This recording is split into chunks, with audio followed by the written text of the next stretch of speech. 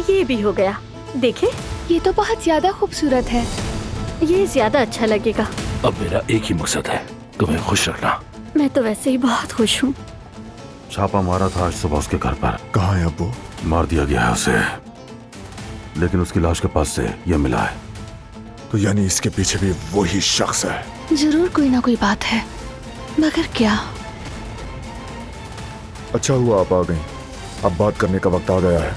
दिलान के साथ जो हुआ वो हादसा नहीं था। गाड़ी के ब्रेक फेल किए गए थे, एयरबैग्स को निकाल दिया गया था, सिक्योरिटी सिस्टम को छेड़ा गया और इसके पीछे फिर से वही आदमी निकला। यही आदमी आपका पार्टनर था। पहचानती हैं आप उसे?